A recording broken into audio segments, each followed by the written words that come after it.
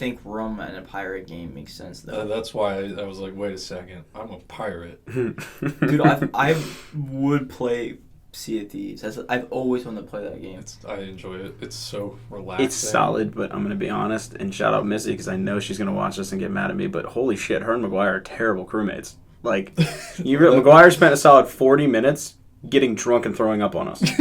Which literally his entire prerogative. Wait, you can do that in the game? Yes. Yeah. Oh, I and thought then, I'm making like real life. Like, what are you guys saying? no, you can just chug mead, fill it up at the fucking bucket, and then keep going. And if you drink like more than like 3, your character starts throwing up. And if you throw up on somebody, it gets on their screen. It like blocks half their screen, and they throw up too. The strat is to catch it in your bucket that you usually use to bail your boat out of water when it starts sinking. You just catch it you just throw it into the bucket, and then you chuck it at somebody. So we locked him in the brig for mad long. So I've only seen like funny videos of this game, which is why I wanted to play it. But you can go on somebody else's ship, right? Yeah. Yeah, if I play that game, I'd be the hardest to do it. You guys just stay on the ship. I take over the whole thing. Nobody's stopping me. You can just launch somebody out of a cannon, too. That's the easiest way to get on somebody else's ship. Dude, put me in the cannon. That's like fucking McGuire. We get off on an island, and McGuire, there's skeletons will spawn, and some of them will spawn with an explosive barrel. And the radius for that explosion is way too big. It's so huge. McGuire picks it up, because I swear to God, his entire mission was to sabotage our boat. And we're trying to shoot at him to blow it up, and for some reason, we couldn't hit our shots. So he gets on the boat with the barrel, and I was just like, fuck it. Cutlass, and I just slam the barrel.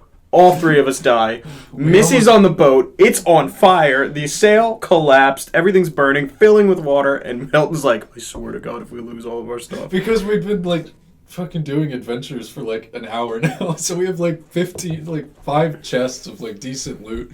And then I just see Missy alone on the boat, and it's like, oh God, it's all on fire. The sail's gone. Hopefully she knows what to do.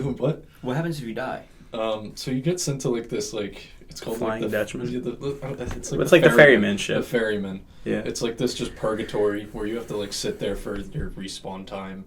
And then you get sent back to your boat if it's still there. Oh, so like, let's say like we're getting raided, right? Mhm. And all of us die. Do we not get our boat back? As long as the boat's still there, we'll respawn on the boat, and they'll probably just keep like killing you. Or there's a bunch of weird strats you could do on Sea of Thieves. Like you could just sink their boat so that you could just pick up the loot in the water because it'll just drop in once the boat sails. Or you could just kind of keep killing them as they respawn. If you want to be like a cock about it. I snapped my keyboard if somebody did that to me. Yeah. Actually, I didn't encounter any other players when we were playing. I don't know if that was because we had like 3 new people playing the game or something. But yeah, that was weird because Sea of Thieves is a game where it's got a lot of content, but you really have to make up your own like things you want to do. You really have to kind of do stuff that's fun for yourself.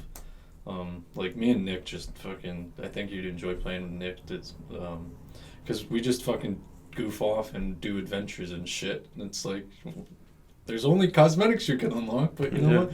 We're having a gay old time doing it. So, is it like Ocean Minecraft in a way? Like, it's what you make out of it as far as gameplay goes? There's not much building or anything, but it's a giant open world where you could sail around and do whatever pirates do.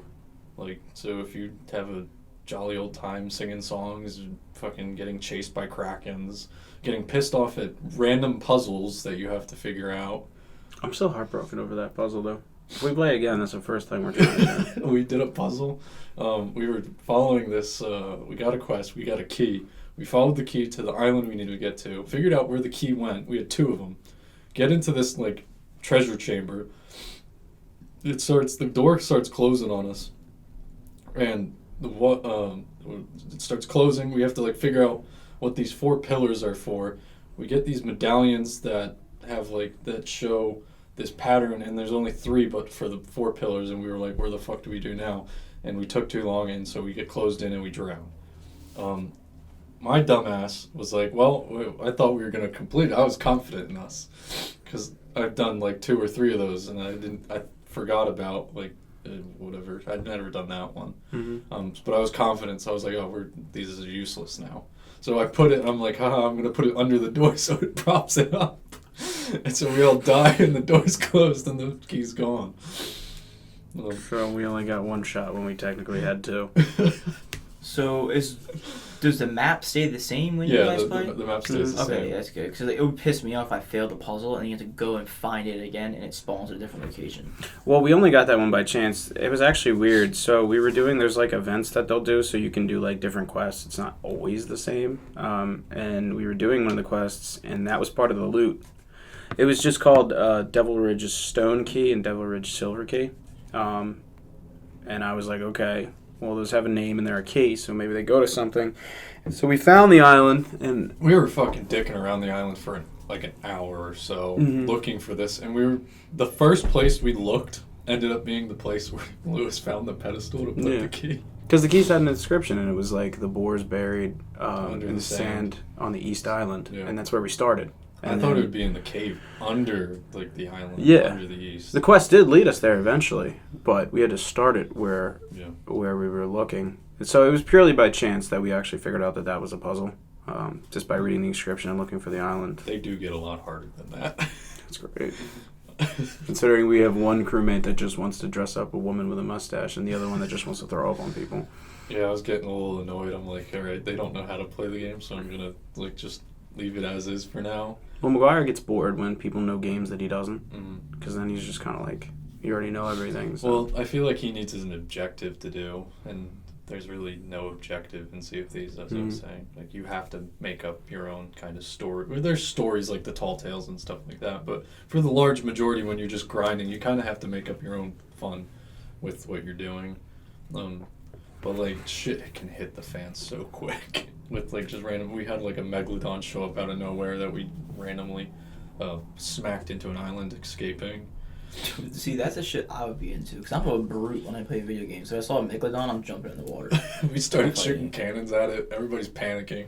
Lewis got off the wheel, so that we just sideswipe into an island like 2 seconds later because we're just fucking full steam ahead. Do the ships move fast? The one we were on was really fast. Yeah, so the frigates, like, if you have fucking a tailwind and you're fucking full sails down, you're moving. The smaller the ship you get, the slower the max speed is. But they all move pretty quick. Yeah, we were all so distracted by the shark, we did not realize we were going head first into a rock. No. It hurt. And the shark was just like, I'm out of here. And he just left. We had a great track record of anchoring that bad boy. It was a lot of SpongeBob. You're good. You're good. Oh my you're god, good. dude. We drove over like 12 islands. And perfect. And we just got 12 holes in the bottom of the boat. It's filling with water. Yeah. Is there icebergs in this game? I don't think so. I've No. never seen. There's like volcanoes and rocks and. I just pull up on and shoot a cannon at it. Like, that's what you get for sinking the Titanic. This is revenge. You're getting pretty nasty, though. Steering that boat's really hard because it's so fast. And it's like... Well, the frigate, I've never, like, I'm pretty poorly experienced with the frigate. I'm usually, like, on the brigand or the sloop because I never had, like, 4 people to play with. Like, the brigand, you fucking gotta keep turning and turning and turning. So you really gotta anticipate that shit. Mm.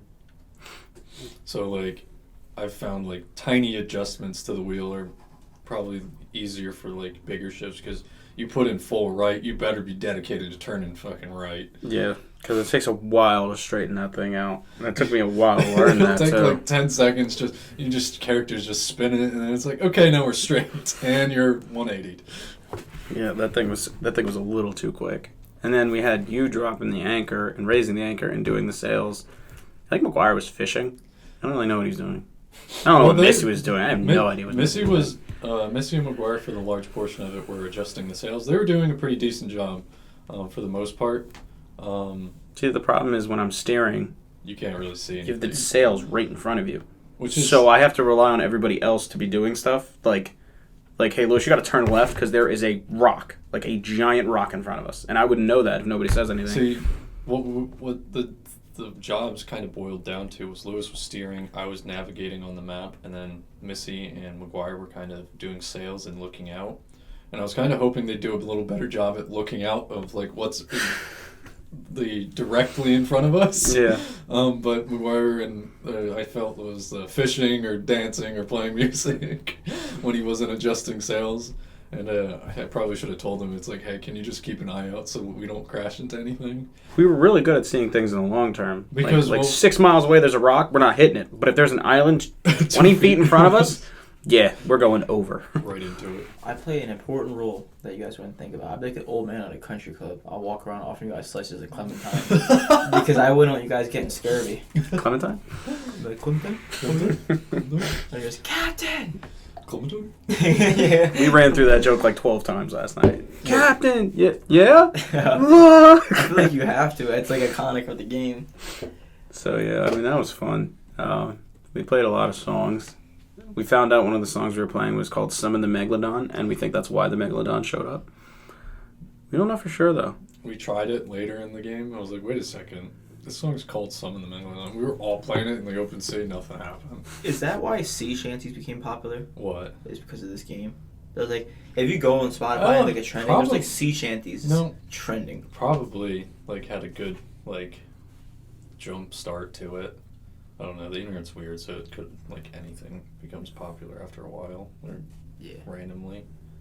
Like Dogecoin is up to like what 10 cents now. Yeah, it went to 10 cents, went all the way to 14 cents, and then now it's back down to like a 10-ish, 11. I wish it would just crash again. Same. I had enough of this. Look, I'm not saying this as a pessimistic thing. I want to buy more because I'm confident at some point this shit's hitting $1. I'm so upset. And I just don't feel like investing in it right now at that much. I'm so upset that value investing is gone. Like, financials of a company, all that stuff doesn't make any sense. Like, the reason why it skyrocketed is because there's a company called Kronos that bought, like, 6 million coins. Really? Yeah, and they did it basically for their IPO drop, is just to be able to attain more money for the IPO, and that helped boost it. Elon tweets about it all the time. But last night, I had Steve texting me, going, bro, you see Doge? I'm like, yo, if you text me one more time about Doge, I'm gonna throw my phone. Has this man sold yet? No, that dude's hands are harder than diamond. So I was about to say, he's past diamond at that point. I've sold 3 times already. Sold, bought.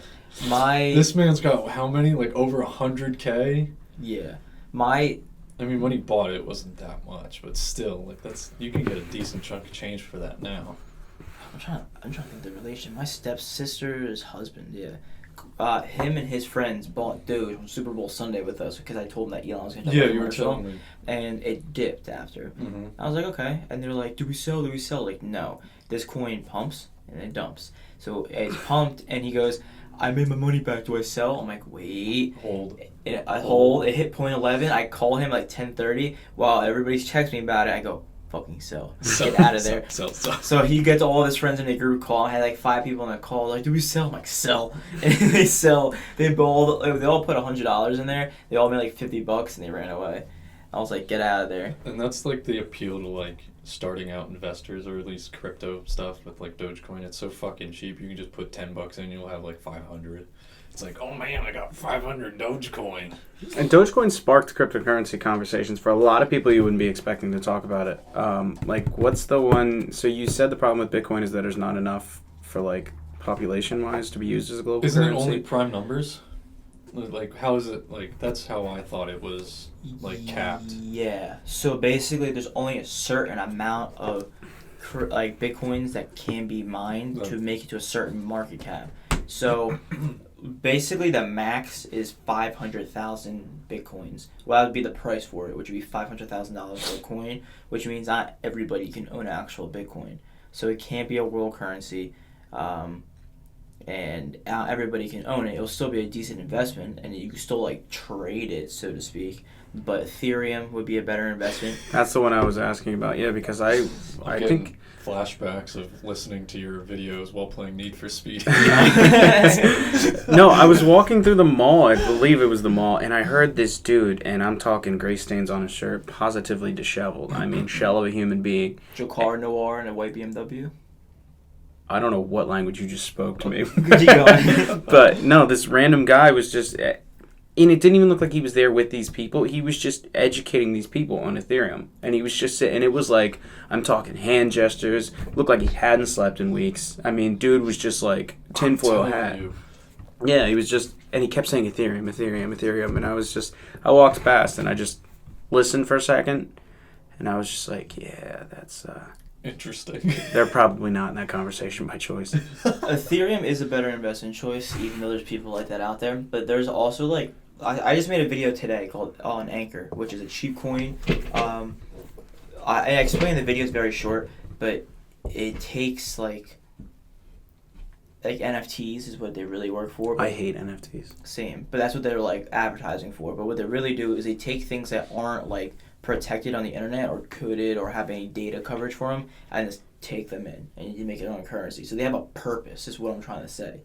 And it's like 0.15 for one coin. I put $1,000 of my money in there. When it dipped, I had 0.139 and now it's up and now I'm at like $1,200. So I made $200 profit. I'm holding this thing. This thing's gonna pump. I have a feeling it's skyrocketing now, but I'm investing in cryptocurrencies that have an actual purpose. When it comes to like Ethereum and other coins, I'm just gonna wait. It's gonna go up still, but the thing is like cryptocurrency is hot. And where I was trying to go back full circle with this is that there's so many young investors interested in crypto, but they're giving insanely false price predictions. Like it's like they want to be optimistic, so like they'll be like Dogecoin's gonna hit $100. Physically cannot. Like the market cap would have to be like trillions and trillions of dollars. That means everybody's just gonna go, okay, you can have my money, all of it. Second mortgage, I opened one. Well, that was like, so you might know better about this because I've always mentioned how D. Howe had Bitcoin. Whenever I think about Bitcoin, I think about D. Howe. I've always mentioned that. Yeah. I remember, what was it, like 2017? Yeah, that was like when it was cheap. It was pretty cheap. I remember the exact amount he was trying to buy at. It was like $216. He's Really? like, bro, I'm gonna buy Bitcoin at $216. I'm like, bro, you're crazy.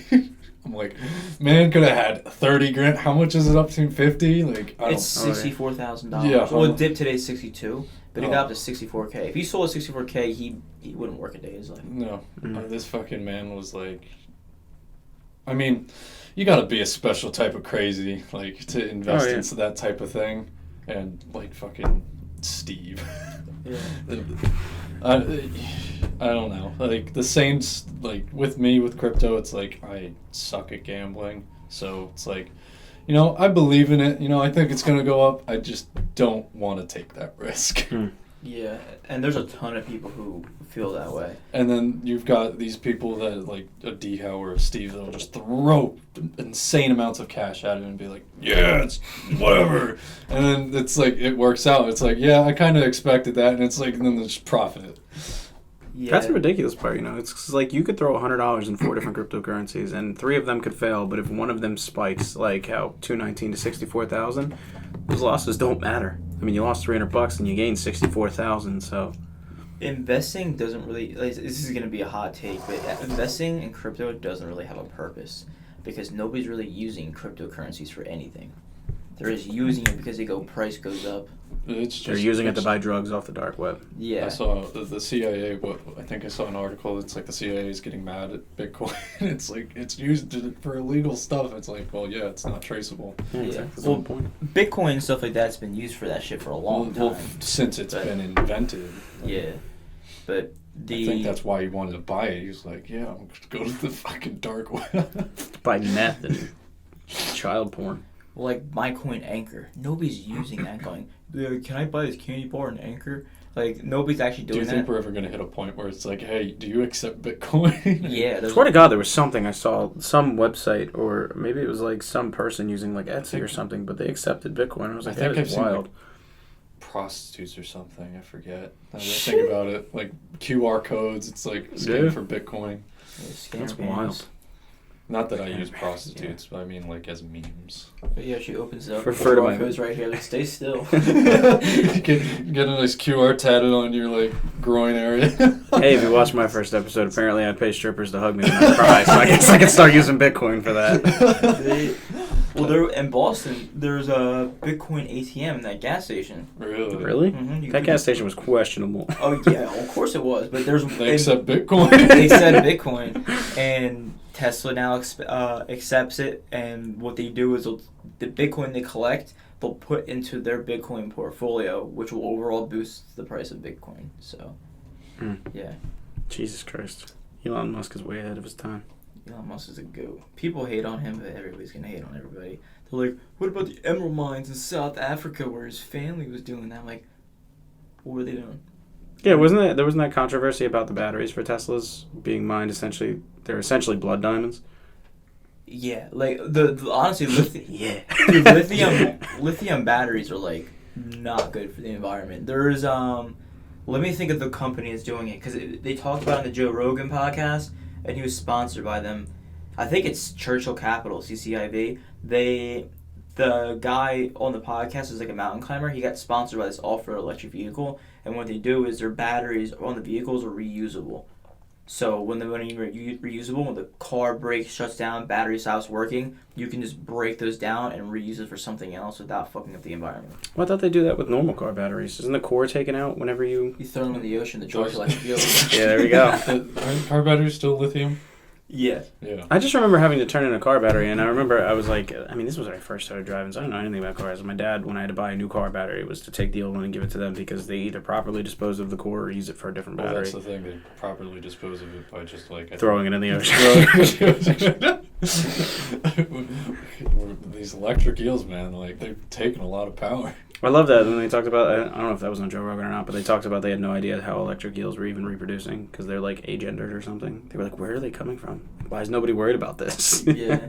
Dude, I sometimes when I'm bored, I think about like creatures and shit on Earth. I'm like, we're just a fucking crock pot of people. Like, what do you mean by that? Like, humans itself, or like different animals, or like different animals? I mean, humans are humans. Like, you can look at a human, like, oh, yeah, person's like different than me, personality-wise, or whatever. But I'm like, you know what an anteater looks like? Yeah, it's got like a weird ass nose. Yeah, It's got like a fat little body. Imagine like walking your dog down the street and that thing's just going. Like all over, the sidewalk. Like, who made you? Like, whether you believe in a god or not, like, who put you here? I would be confused because why the fuck's an anteater in fucking Central Jersey? Yeah, like you're telling me we came from cells to that. Same thing with like dogs. Like you see like the little like Yorkies, and then there's like a wolf or like pugs. Yeah. Oh, poor pugs. Dude, pugs have terrible quality of life. Oh my god, those poor things are genetic freaks. Like fancy goldfish. What's the dog that Jeff has? Frenchie? French bulldog, yeah. Yeah, like those are like the Lady Gaga's dog walker got shot for those things. I mean, they're what? You never heard that story? Yeah, like a month ago, her dog walker got like shot and her dogs were stolen. Yeah, she put a bounty out for the dogs. Oh yeah, dude, because they're so expensive. I mean, every rich person wants a French bulldog. I mean, to get a puppy is like $10,000. So somebody shot her dog walker. She has 3. So somebody shot her dog walker. One of the dogs got away. He was like, yo, I'm going to go get help. And then the other 2 got kidnapped. They found him. She paid for his medical bills. I mean, it's all a happy ending now, but like, dude got murked for some French bulldogs. Can you imagine seeing a blacked out Escalade with like a muffled rah, rah, rah, He's just walking through the park. Yo, my cat's outside the door. Is that who that is? Yeah, I hear the mirror. Yo, Phoebe. Yeah. Alright. But can you imagine somebody coming up to you in a park and like under a bridge and he just opens a trench coat? It's like, yo, you need French bulldogs. And he's just got like 6 dogs just like right in his pockets. How much? Do purebred? No. Like Oh. fake watches. Poor dog walker, man. Just trying to do her job or his job. Let's listen to the Bee Gees going, more than a woman. Why is my shoulder high? No, My yeah. brain's telling me there's something wrong. No, yeah, we won't assume Genders got murked for those bulldogs. She got him back, but I think it took like a week or 2. Sounds at least. about right. Yeah, something like that. Whoever shot I stopped What do you think you're going to do, though? It's like somebody tries to sell you a French bulldog. It's like, where'd you get him from? Lady Gaga. Well, you ask where you get your dogs, or they kind of just end up in the shelter. It's like, I'll take that one. Well, yeah, but like you're not. I mean, I guess the I mean, if he's shelter's stealing from, he wants to profit from him, so he's not gonna be like, I don't know what to do with Do you these. think there's got to be like an underground like fence for like dogs at that point? Then Honestly, there could be. Which, I mean, that's probably how COVID started. Just a wet market. There's a wet market somewhere in the U.S. They're selling people French bulldogs to eat. Could you imagine how much like you'd have to pay to eat Lady Gaga's French bulldogs? I'm gonna stop that segment. You're a pilot. that would be a correct statement. Yes. Yeah. So Little do they know. Talked a lot about plane crashes. Yeah, you were in this room before we recorded an episode. This didn't work out because the gap in the audio was so long that they literally wouldn't synchronize. Jeez. I was Because about to say, you could really freak people out if you just cut back to that. We're all sitting in the same place with completely different outfits. Have that conversation pick up and then cut back to this. I would, but it's gone. Oh, really? Yeah, I deleted it. Oh, 'Cause good. They can make camera space so we can just like record for a longer time if needed. But yeah, we talked about plane crashes. Conversation got really deep. What did we end up talking about? We talked about like Modern Warfare 3 lobbies. I think we went from plane crashes to Modern Warfare, yeah. Well, the one Modern story Warfare 2. you told that I want to touch back up on again was well, I was talking to you about Was it the worst plane crash in history? It wasn't even in the air? Was it that story? Because that shit kind of caught me off guard. I was talking about the one on the runway where they were trying to. Yeah, that's the one that he's one. referencing. That's the one. Mhm. Yeah, that one. Tell that story again because that one needs just to be said in the air. Like, where do you want me to start with this? Like, Well, Clean slate. Tell the Clean story slate. off the rip. Like you didn't tell it to us before. okay, so I guess since I'll start back where I brought it up last time. So like the worst air disaster in history. You think? Well, I feel like a lot of people's fears with like flying planes is like, oh no, they're gonna crash into you in the air or whatever. It's like, well, good news for you because the worst one, the deadliest plane crash in history, happened on the ground. Which Yeah, is- that makes me feel so much better about getting in a plane. I mean, it's like highly unlikely. You're more likely to die driving to the airport than flying from it. So Really? yeah, I guess because I'm not behind the wheel. like I said, like there are so many checks that go on before even getting inside the aircraft that go on. Like you don't freaking you don't check your tires or your brake pads and your tires air pressures every time you go driving. Like, we check those before like even moving, and like different things. I guess for reference for everybody, I am a commercial instrument rated pilot for single engine land planes. Just so you don't think I'm some fucking Chuck Yeager thing. I kind of humble myself. No, I'm not fucking some ATP pilot or air transport pilot. what's that movie with Tom Cruise? Top Gun. Yeah. Yeah. I was thinking Catch Me If You Can. It's based on him. Same It's movie based on him. Yeah, it's based on him too. Yeah, the one released in the 80s. Yeah. You Wasn't haven't born yet. aged a bit. He aged like 5 months. I taught Tom Cruise his aging technique. That's Scientology. So the worst air disaster, I forget where the fuck it was. You said it was last time. You said it was Tel Aviv. That sounds about right. I could be wrong though. Like, but it's in like the Caribbean areas of South America. So it started off because there was a terrorist attack at the intended destination of these airlines, which they were flying to, so they had to divert to another airport, which was smaller and only had a single runway. So there was like dense fog during that day, so it was like really hard and poor visibility. You could like barely see your hand in front of you. I don't think that bad, but like you get the idea. So what happens? They finally clear up the issue with the other airport. The airliners are getting ready to take back off, and so they had them getting ready taxiing down to take off. They get the first plane set up on the runway for departure. They give them their IFR clearance to the other airport, and while they're doing that, the other airplane is taxiing down the runway towards the other plane, and then is going to cut into the taxiway to get behind them. But what happens is they mistake something, part of that clearance, as they're cleared for takeoff. They punch it. They're like, hey, are you sure we were cleared for takeoff? One of them asked that, and they kind of waved it off. It's like, yeah. And ends up happening, they're turning off the runway, the second plane, and then the first plane kind of just bellies straight into the other plane, killing about 400 some people, I think. Jesus Christ. And you said there were survivors of that? I think so, if I recall correctly. Probably not a large portion of them. Like, For they... whatever reason, 8 sticks in my head. Yeah. Like, we talked before, like, you said, like, they're probably, like, burned and stuff because of the fuel. Oh, yeah. No. But, like, in my head, I'm imagining, like, big explosion, and then there's just, like, one dude, like, Oh my god. It's kind of like a cartoon, like just the circle around them is just not touched in the plane seat. Whoa! What the fuck just happened? He takes out his headphones because he thinks the seatbelt thing just went on. Bless you. What? Can I get a water? Plane's gone. Oh man, they turned the heat on. Yeah.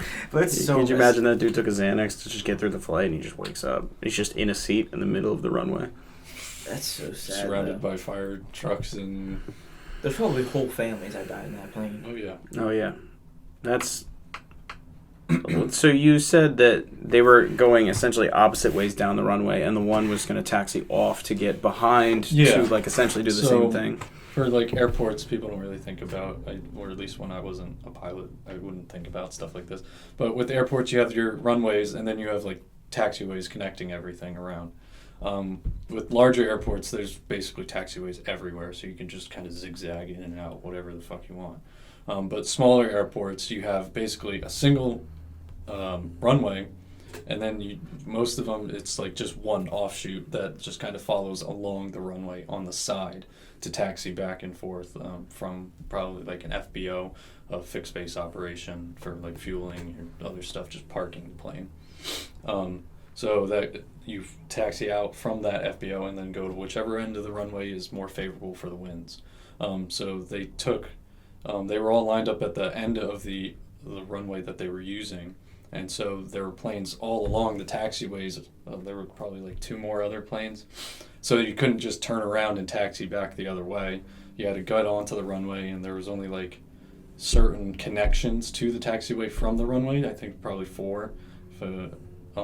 And so they had to kind of go up the runway and then taxi off of it before they can so they could turn around. So are runways two-way? Mm-hmm. Is it a one-way, or can you take off from either side? Either side. So at Trenton Mercer Airport, we have runway 2, 4, and 6, which is the same strip of the asphalt. And then you got 3, 4, and 1, 6. And so it's just opposing cardinal directions that they have set up. So I'm trying to relate to this. So when you drive a boat, like if you drive a boat in the river, there's buoys, and depending on the direction you're facing, there'll be a red side and green side, just to give you the direction. Is that the same thing with like the runways for like 1C and like the other one, like for opposing sides? Will it be like colors to flag you when they know which side, or you just know? No. So for taxiing around airports, everything for a towered field, you're going to be told wherever you're going by a ATC a controller. There we go. So they're going to be giving you clearances before you even step onto the taxiway. So you'll call up ATC and you'll be like, okay, here I am. This is what I want to do. How am I getting there? And they'll be like, okay, here's your directions. Go on this taxiway, then turn onto this taxiway, and then turn onto this taxiway, and then you'll be at your destination. So that's like a towered field. But on an untowered field, basically, it's cowboy land where you're like, hey, technically you don't even need to announce you're doing anything on an untowered field. You kind of could just land if you really wanted to. But courtesy is a thing, so you basically announce that, hey, I'm joining into this traffic pattern, which is basically what people do to get set up to land. So you'll enter in on a 45-degree angle, pretty much run parallel with the runway, and then turn, usually it's left, into a base, which is then you're perpendicular with the runway, and then you'll turn final, which is then you'll be lined up with the runway and you'll be descending down to land. And so you'll be making those calls, letting people know you're there, looking out for traffic in front of you, whatever. And then you announce you're clear of the runway so that other people can land. After that, you basically, look around, what are the taxiways, where do I want to go, and what do I need to do, and kind of juggle what other people are doing. So usually untowered fields aren't that busy anyway, so it's not an issue. You can just taxi back to your FBO or the runway to take back off if you want to do that.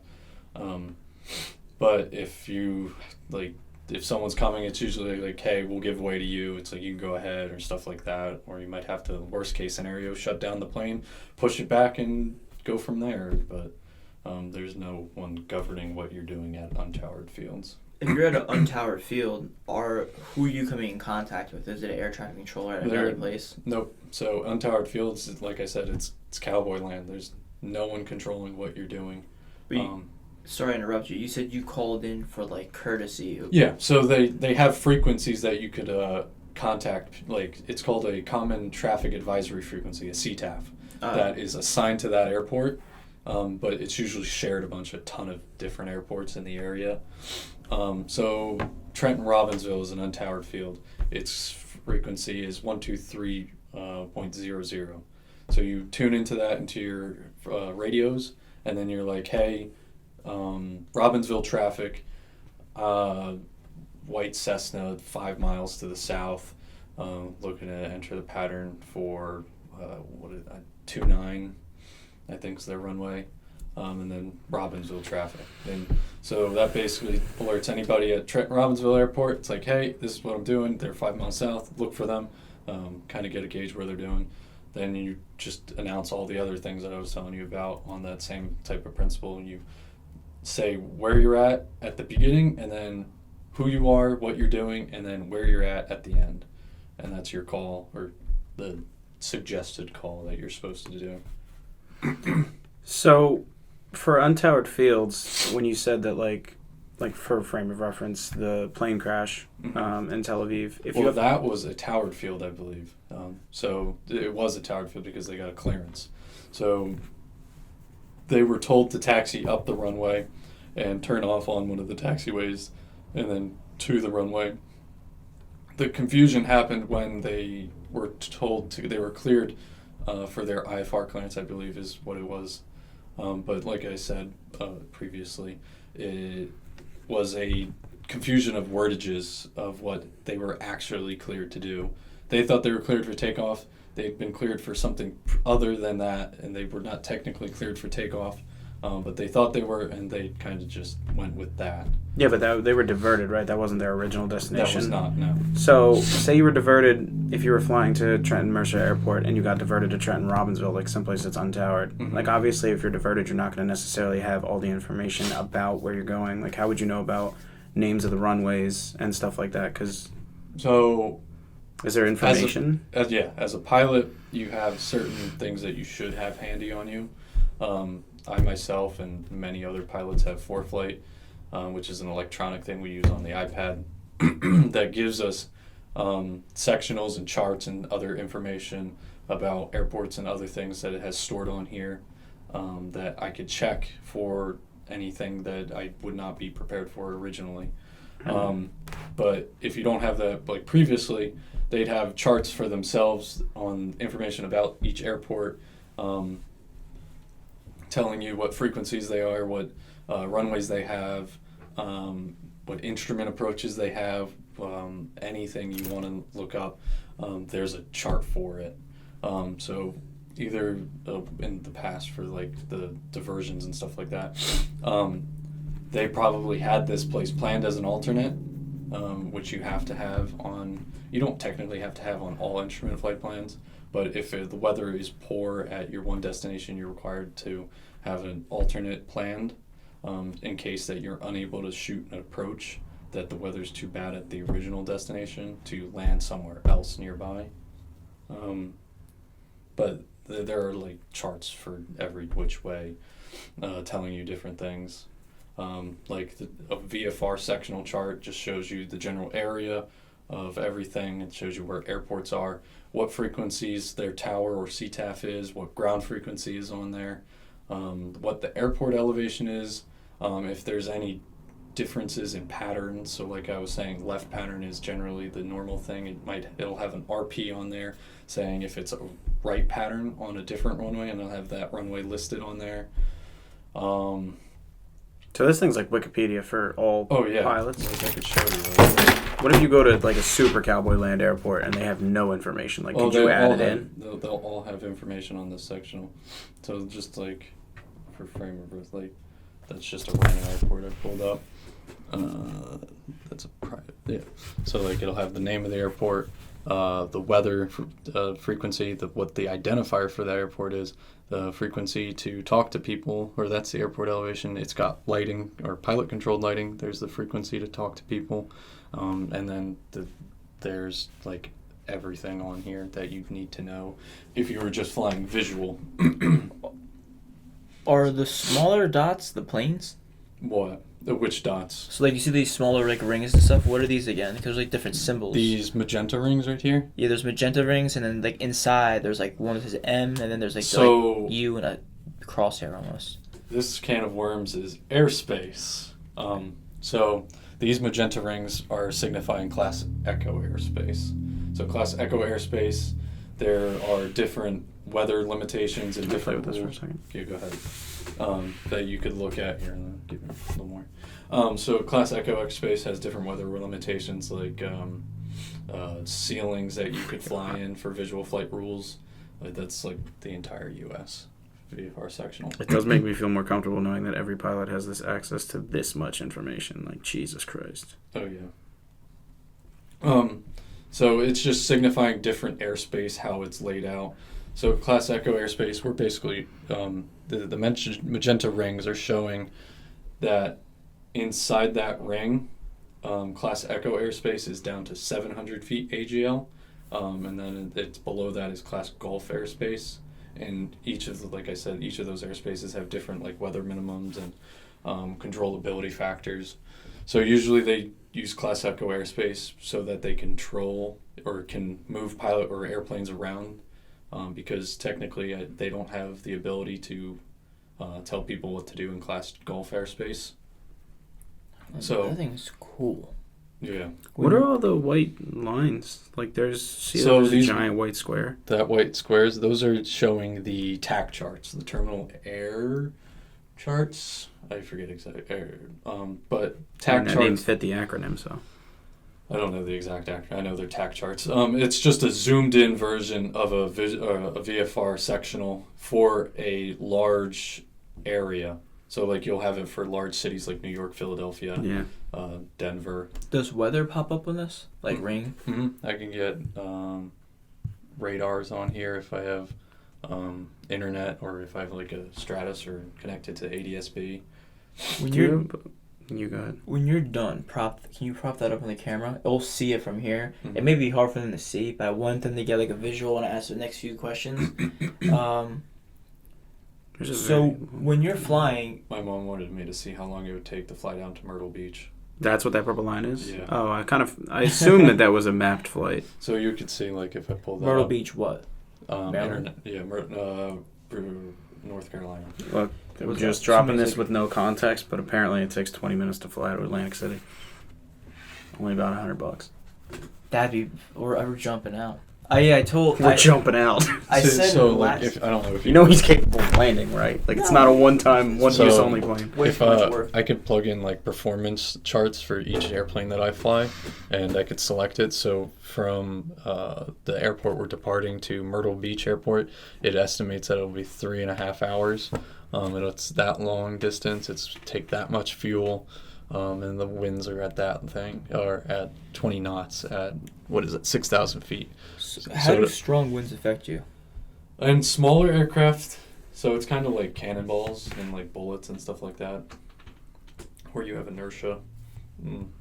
So the heavier you are, the less you are affected by outside forces. In smaller planes, you're going to get tossed around if strong winds are prevalent. In larger aircraft, you're going to need a lot stronger winds to knock that plane around. So that's why, like, when you're in an airliner and you're getting tossed around, it's violent because those winds are strong. Because that plane is heavy as hell, so it's going to need a lot of force to move that thing.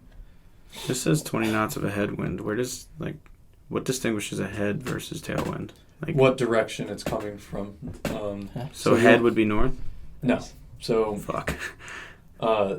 it doesn't matter which direction it's coming from. It's the wind direction in relation to where you're flying. Oh, so this is the 20 knots headwind is going to be for the Myrtle Beach flight. Yep, that you that's have. what it's calculated. Oh, okay. So it's coming from the south to the north, and I'm flying from the north to the south. Okay. So I've got a 20 knot headwind coming, or flying to the south. So I know, I mean, everybody knows what ETA is, but what is ETE? Because that's the only one that... Is that just time in the air? ETE, it's the estimated time en route. So, yeah, and time in So pretty much without... Elevated. Elevated. So pretty much time not accounting for landing pre-trip and all those extra fun stuff. So taxiing, pre-flight taxiing, run-up. It's from the time you take off to the time you land. So then when you buy a flight from just like a commercial airline, they tell you the ETA, but not the ETE, or do they tell you the ETE, not the I'd assume ETA, because they're probably factoring in a percentage of time to like taxi off and deboard and stuff like that. If I had to guess, I'm not 100% sure. Yeah, because I've never been on a flight that's taken the exact amount of time that they've needed. Yeah. It seemed like they were just guessing. Like, hey, this flight usually takes an hour. Mm-hmm. So the unorthodox part of me has to ask a question. Can a regular citizen, this like the average Joe, go up to you and ask and like get a ride, basically pay you for everything, but like because I know like I can kind of know you. So this is the gray area that the FAA also loves to just leave super vague. So this is a big part of like any pilot's like commercial check ride. Because when you're a commercial pilot, technically speaking, you are able to fly for compensation. That's the whole part of the certificate. What you're kind of describing, there's a whole, not a whole lot, but there's a holding out aspect, which is a big no-no for the FAA. So holding out, and it's like basic description of it is I can't go buy a billboard and be like, hey, you random stranger driving on the highway, I will fly you wherever the fuck you want as long as you pay for it. Because then I'd be acting as an air carrier, and I don't have the licenses and the legal backing to be an air carrier. So you have to be careful that you're not holding out and doing stuff. And that's common carriage. Private carriage is, say you have a plane of your own and you're like, hey, Elton, can you fly me to Boston every 9 months, and we'll write something up and make it all pretty and legal. We could write up a contract and be like, I, Elton, will fly Joe to Boston from blah, blah, blah every 5 or whatever time or whatever. And we could do that, and that would be legal. But honestly, if you were to do stuff like that, like I'd consult a lawyer at least, because it's really weird. And a good way to describe it is, as a pilot, if you're arranging the flight or the plane and the times, then most likely you're doing something that you're not supposed to be doing. Okay, so I'll follow up with this, and if you can't answer this legally, I understand. So we'll ask for like other people. What are you looking at? I'm just hitting things, and I'm trying to undo them, but I'm just hitting more things. I don't know where that menu came from. What did you do? I hit that, and I hit that, and I hit that. By the way, you haven't unlocked this part of the map yet. Because I don't fly in Africa or Asia. I was looking at China. I wasn't seeing a lot of information. Well, you can click on Chinese airports. I'm sure they have things. If I asked you or one of my followers asked their pilot friend for a ride, let's say they live in New Jersey like us, and they want to go to Ohio to visit family. Could I come up to you and be like, I'll pay for the fuel and everything, you go to Ohio. Mm-hmm. Is there a legal way we can do that without getting you in trouble? So the most simple, easy thing that we could potentially do is you could even do that as a private pilot, and it's called pro rata. So pro rata is basically paying your fair share. So each of us pays a set amount, or not like just divide it up equally. You included? Yes. Oh. Well, that's why how you could do it as a private pilot, and so it doesn't change as a commercial pilot. It's pro rata. So, say I pay 1/3, he pays 1/3, you pay 1/3. We're all paying our pro rata share of that flight, and this includes different things like fuel, the cost of the aircraft, and then there's different things that it doesn't cover, like landing fees and stuff. No, I'm pretty sure you can cover landing fees because it's part of the flight. Okay. But like you can't be like, hey Joe, you and your friend want to fly to wherever the fuck you just said. I got to get the plane maintenance done. You can't do that. Oh, yeah. So Okay, yeah, that makes sense. But out of common courtesy, like if you were like, I have to fly to Ohio, because for pilots you need to accrue hours, right? Mhm. So if like I need to accrue like basically hours in the air, Mhm. I have a business meeting in Ohio for like a weekend. Mhm. I'll get a flight back, Mhm. let's say, but I could pay you to fly to Ohio. Now the big question is, where everybody's listening is that cheaper than going to an airline? Well, nowadays most likely not because it's just dirt cheap. Yeah. But I'm not sure. Like flying to Ohio, I think because I want to fly to Ohio myself one day, go see a Blue Jackets game. Just for fucking. They play in Ohio? Yeah. I didn't know that. Play in Columbus, Ohio. Always has been. It's all Ohio. But I think I calculated it to be about like a 3.5 hour trip, and some of the small planes can get pretty expensive. So I'm a part of a flying club, so it's a little better for me because I have kind of it's a little cheaper since technically I guess I'm a part owner of these aircraft, so I don't have to like pay for like instructor and stuff like that. But for me, flying something, it would cost, I think, 3 hours is around $400, I think. Every hour. So how Lewis brought up flying to Atlantic City is about $100. So there's an aircraft I have access to that is only like $98 an hour. Another one I could fly is $140 an hour. And then another one is $180 an hour. And these are all different varying aircraft that can do different performance. So they may cost a little more, but you'll probably be flying a little less. The more expensive you go. So like the $100 one isn't that powerful. It's only 180 horsepower. But it's good for like short, probably within 50 nautical miles, 100 nautical miles of wherever the hell you are.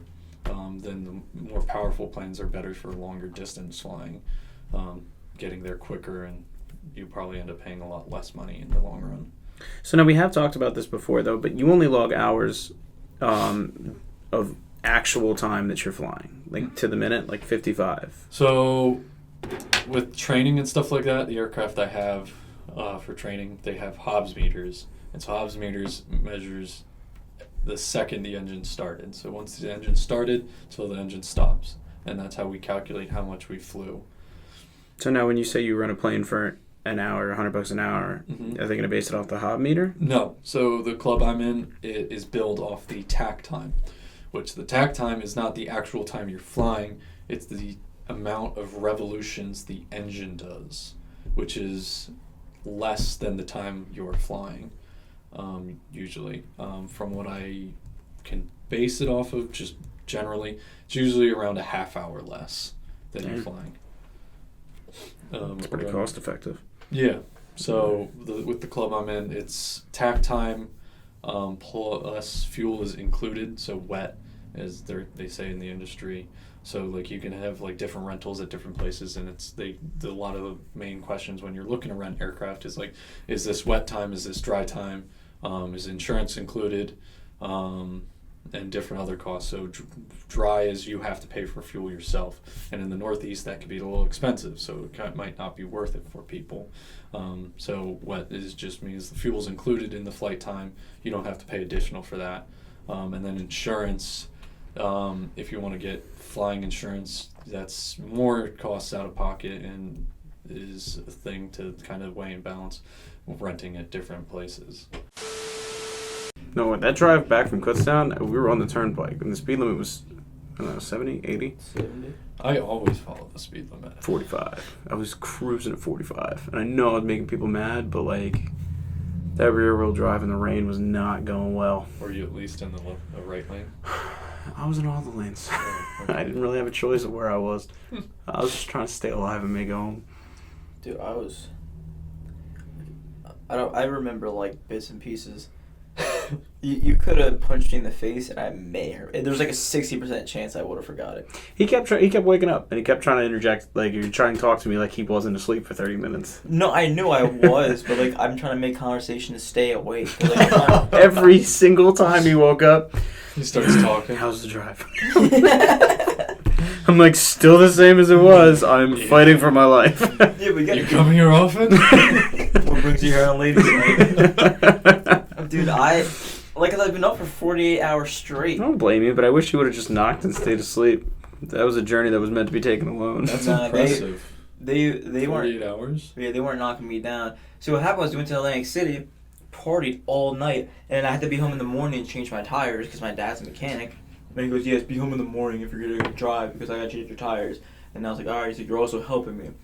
So then we leave this house at 6:30 in the morning, get home at 8:30, walk in the living room. Him and his girlfriend are in their pajamas. I'm like, hey, we changed my tire? He goes, where'd you come from? I go, Atlantic City. He goes, you could have just stayed there. And I go, You told me. I'm ready to take the belt. Like, I want the champion belt in the household because I'm like delusional. So anyways, we change the tires. I'm like, the anger in me is just insane. So I just go to the gym. He texts me to text our friend Sydney saying, As a joke, by the way. Uh-huh. Didn't intend that at all. he goes, ask her if she wants to party. I go, you want to party? She FaceTimes me telling me there's like a thrift store party where you dress the themes. Like, people are dressed in the 90s, like businessmen or women. So we dressed as greasers, which was just a black and white tee and ripped up jeans. I was going to dress as an anime character, but I actually would have fit in at this party. Long story short, drive there. Mm-hmm. PA doesn't have streetlights. There's roads where it's winding and bending, so I take the scenic route because my GPS is weird. And I'm like car sick. And that's because I haven't slept. I'm working on like 1,200 milligrams of caffeine. Absolutely wired. I put in eye drops. I'm like, I'm going to die here. I drink one Truly.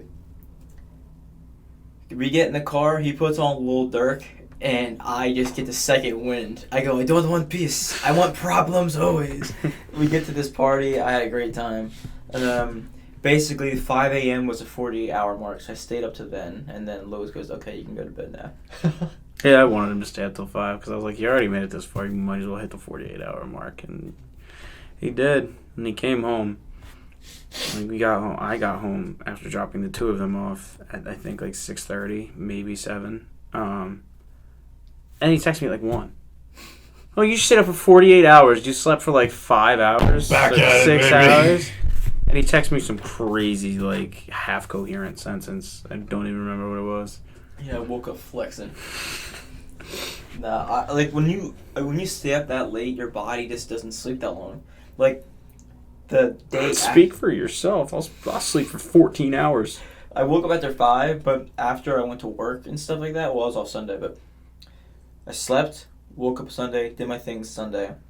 When I slept into Monday, I went to bed early, and I slept for a long amount, like 8 hours, which is normal, but for me, it's a good amount. I don't sleep a lot. If unintended, I'll sleep for like 12 hours. Yeah. I can't do it. keep going. I'll wake up with a headache if I sleep too long. I mean, I wake up groggy too, but I have like, whenever I wake up, I'm presented with 2 options, which is like get up or go back to sleep. And every time I wake up, I get those 2 options. And I could just keep hitting that go back to sleep button. And then all of a sudden I wake up, after going to bed at 8, I wake up and it's like 2 in the afternoon. I'm a grown boy. It's a great feeling, you know? I feel refreshed. It's like, all right, let's do this 12 hours. Go to war. My body functions properly, like efficiently, between 6 and 7. That's what I get at night. I need like 8 I need exactly 8 if I want to be like crystal clear for the next day. Never get that. That's weird. It's like I could do like 4 to 5 hours, you know, like bare minimum 3 to 5 hours will work fine. That like 7 or 6 to 8 hours is like not great. Mm-hmm. And then it's like after like 8 hours, 9 plus. It's like, yeah, back at it. Nah, but there's sometimes like if we go drinking heavy, I'll sleep. You never drink heavy. Who, me? Yeah, you kill like 5 Trulies, start dancing, and then you go, alright, let's go to bed. Go to bed. Well, I'm not gonna be out here yakking and stuff. The only person who drinks heavy in the group anymore is McGuire. That man is a monster. I mean, I've been getting back into it lately, just because we've had actual stuff to do. We've been out with large groups of people and like partying and stuff, and I'll drink, but like I need a reason to drink. I can't just go to a bar and sit with, like you guys and just rail shots of tequila for no reason until I'm sleeping in a gutter. Like I don't know. McGuire is just willing to drink. Like that man can put it down. It's like We is up night and day, like immediately. Oh yeah. Well, because like we get ready to go drink, and he gets in the car, and he's already like a drink or two in. Like Jesus Christ. when we were in Kutztown, I was drunk because we were drinking Trulies. I was getting free shots, and I called it there. I was also sleep deprived, so I didn't help my situation. But when we were in Atlantic City, we were on a borderline of. This thing was so out of context. We were borderline at an orgy, and you're like, you're like. This probably needs to be cut out. Why? Cause. Well, what? People are gonna go, Lewis, I was not at Atlantic City, just for frame of reference. I was not a part of this borderline orgy. I had to welcome. drive. You could have got blackout drunk. For all I care. I didn't feel safe. I didn't feel safe. I was being. We were being groomed. I was offered a $3 blowjob. I was like, do I get unorthodox? This is very cost effective. Yeah, I was like, I don't even know you, lady. That's just a business transaction. That was at Heavily Atlantic favoring City? you. What? That was like that weekend? Yeah, That was because at the casino. in everybody Atlantic like broke up. It's their own little thing. I don't really like casinos, if I have to be honest. Mhm. But I went to this slot machine where nobody was at. Just sat there with my drink, relax. I guess she was homeless. I don't know what her situation She is. was disheveled. Disheveled for sure. She came up to me, sat on the bench. She goes, "I'm gonna give you some treatment." I was like, "You give me some treatment?" And You work here? yeah. Well, no. She was just like, "How much money you got on you?" And I go, "I'm gonna keep it real. I only have like debit and credit cards on me because cash is trash. Subscribe to me on YouTube." She goes, "I don't have YouTube." I go, "Okay."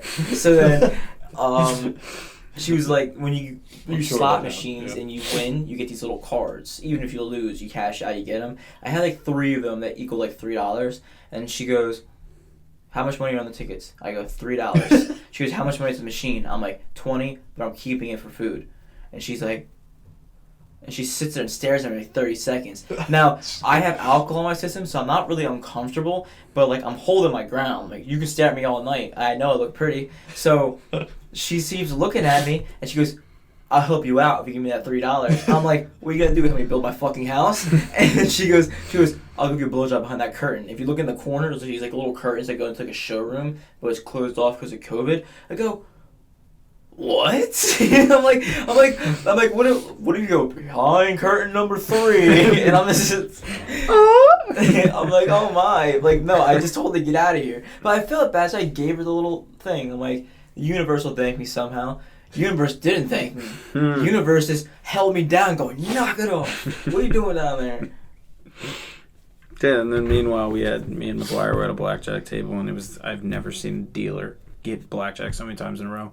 And then there was not to assume, some form of like Asian lady with us who looked like she just rolled out of bed. She had like a parka jacket on, like her, she clearly did this more often, and she was killing it. I mean, she threw like $100 on the table first hand, and then when we left, she was up a couple hundred. Like, she was a menace. I mean, she was slaughtering it. But unfortunately, we didn't have that luck. I mean, I was up 50 for one point, and then I was like, I'll play until I lose it all, because I kind of expected to lose that money anyway. But it's fun just playing blackjack in a casino, to be honest. Dude, you left to get gas. Yeah. At the party, right? Hmm? I remember when we got to Kutztown, you were on fumes. Cause I remember Yeah, like 30 miles till empty. Yeah, because the thing popped up. I looked at you. I go, "Huh," and you go, "It's okay. We got like 30 miles left." And you're like, "I'm gonna go get gas and stuff," which was smart because you knew what was ahead of us. Yeah. And you left. This kid comes up to me, and he has written on a white T-shirt in black Sharpie marker, going, "I took them dabs." And I go, "Who took them? You took them?" And he goes, "I took them." And he turns to the back. He's like, "Oh, yeah, it's this movie. You seen it?" Lied to his face. I just go, "Yeah, man, that movie's a classic." No idea. Don't even remember the name of the movie. He goes, "I made my own moonshine." Now, McGuire I remember that guy. can attest to this because he told us that he has his own like distillery thing that he made it out of, and it tasted really good.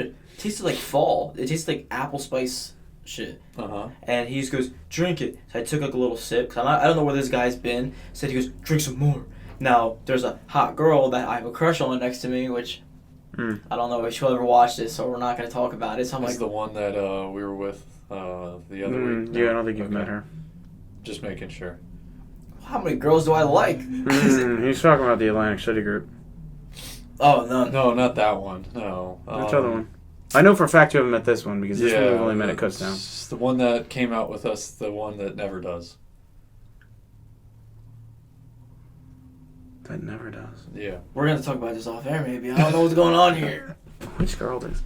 If we say You the keep name- going. I'm gonna think about it. Okay, so this girl's next to me, like, I gotta show off, because she's drunk too. I didn't get on some par level, drink it, ended up being really strong. I got really messed up. Because that's exactly what the thought process of everybody. It's like, yeah, he's drunk, or I'm drunk, so he better be as drunk as I am. That's exactly how it was, and she was very affirmative about that. So I was like, okay, I'll do it.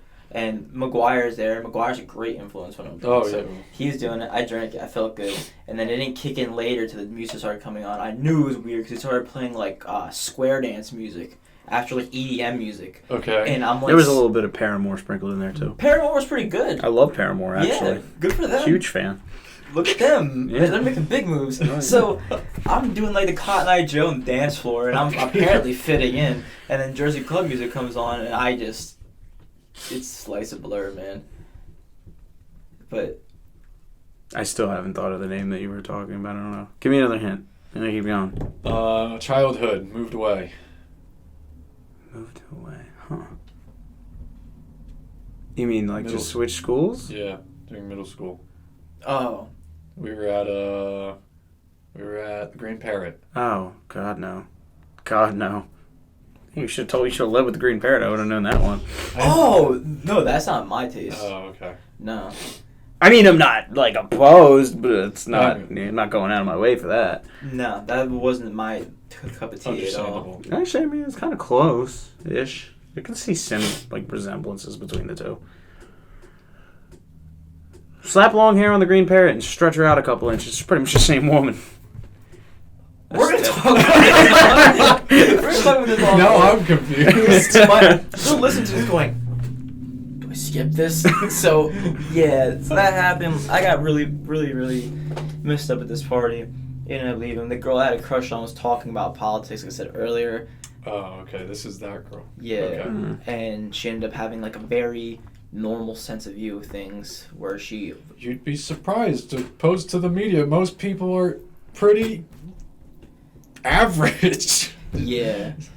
Yeah, I called it common sense politics. It was just very forgiving to all. The media just fucking throws shit at it. Everybody's like, and everybody thinks that everybody's like delusional. It's like, no, these are just like very vocal minorities and people. What do they call it? It's like rage politics or something? I don't Like know. where they try to Empty just barrels like, make the most noise. It just was just clicks and stuff. I mean, I feel like It's What's the problem with people is not having opposing political views. It's not being able to have a conversation with someone with a political view. It's someone who makes it their entire personality and only sticks to this exact viewpoint. They are not willing to compromise any which way. Those are the worst people.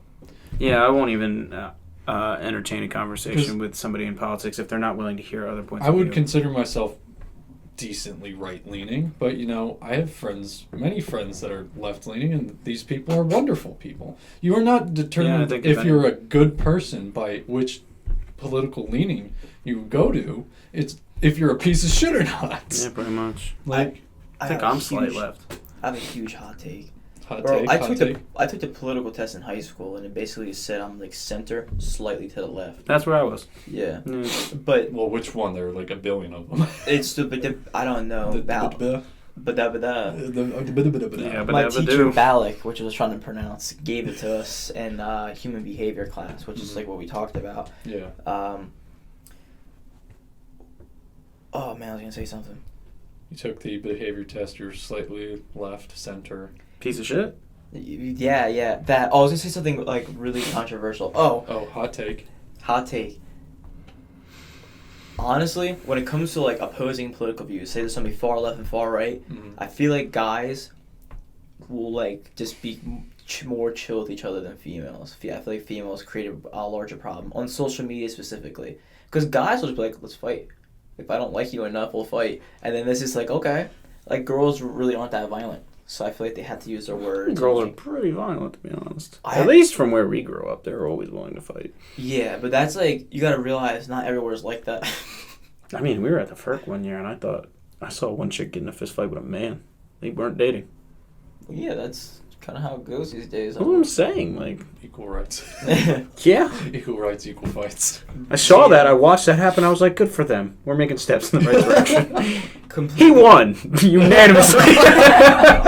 Just like Joe's push-up contest. Oh yeah, Oh, yeah. It was disrespectful. Oh, I mean, it's like a fucking Olympic. Oh, you're athlete. talking about when he just went through the daycare and started beating little girls. Now that's unorthodox.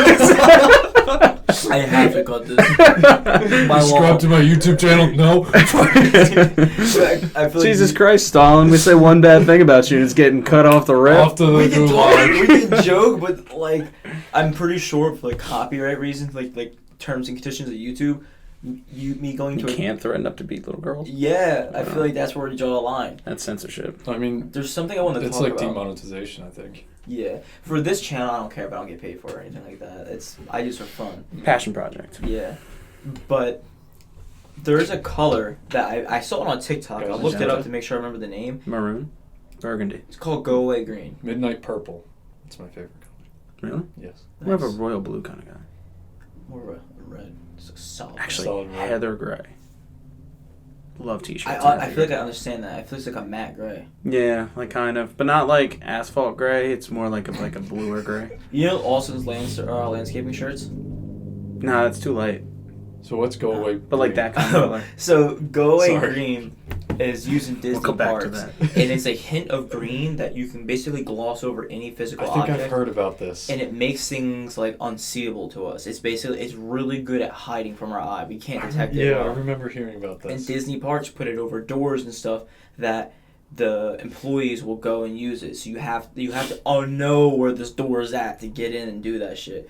So apparently there's a color called Go Away Green that you can paint over things and you won't be able to detect it. So now I'm like walking around like touching shit because I want to know like is there some. You ever see like one of those like old people? They walk with their hands behind their back and Yeah. they're just like nodding their head. Yeah. Like they'll go in a construction zone where they're not supposed to be. There's an Italian. So apparently in Italy, I saw something. There's an actual like Italian word for old men that just sit behind the like at construction signs with their hands behind their back, just watching. There's a word for that. It's more common than you think. Like I saw a video of a guy like making fun of it, and one of the comments goes, "Yeah, I used to be like a ticket holder at like a movie theater, and the guy literally didn't even pay for the ticket. He just walked in with his hands behind his back, did his rounds, and left." I'm not gonna say anything to him. That's how I want to be as an old man. But just be like, I'm gonna check this place out. that's what I'm doing. But I'm looking for Go Away Green. I'm just like slapping the walls and stuff, and people are like, "Why are you touching that?" I'm like, "Shut up." I'm looking for go away green. Yeah. What does that even mean? Well, it can't be just like you can't. It's not you can't see it. It's Well, just I that imagine- your mind kind of just doesn't Ignores like it, Yeah. it ignores it. Like green screens. Yeah. I feel like it's that color. 'Cause I feel like I think that's more neon greenish. It's more of like a forest green, like a deep green. Like I can show you in the video, but it's just like they paint over it, and I'm trying to see something around here that's kind of similar to it. There's nothing in my room. there's that's nothing in here that's gonna be go Well, away that- green. Joe. you You don't mentioned- have to be paranoid anymore, dude. There's no go away green in here. We've gotten the go away green detector in here. There's nothing. There's no key barrels in the walls. All right. I be hearing shit sometimes, and I don't feel comfortable. Yeah, that's me. Just making The sure. hideaway hole. Yeah, I sleep in there with a tarantula. Well, you mentioned like go away green, how like you ignore it. Well, I remember reading or watching a video on this like pink color.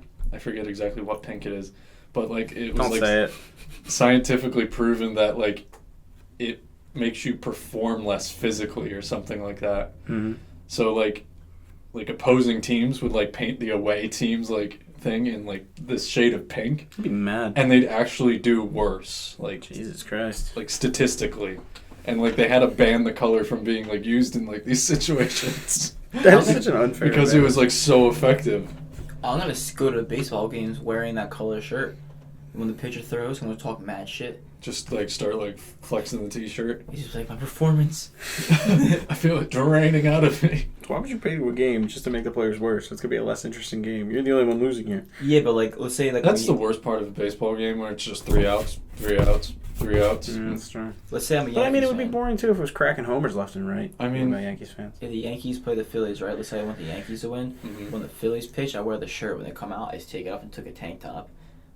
So like when they switch, so that way like It's a lot of work. Yeah, but you're also gauging that they're gonna be staring at you the entire time. oh, I'll make it happen. Like every single person in the dugout's like, there's something about that guy. You just can't look away. So you brought up the color pink. The pink, All right, there's like a whole TikTok thing, a whole meme compilation of Prince Philip. Okay. Rest Yep. in peace for my English viewers. I have a lot of people from the UK. America was so much more worried about DMX than Prince Philip, which is terrible. Yeah, because DMX is the GOAT. He did give it to us. He gave it to us, dude.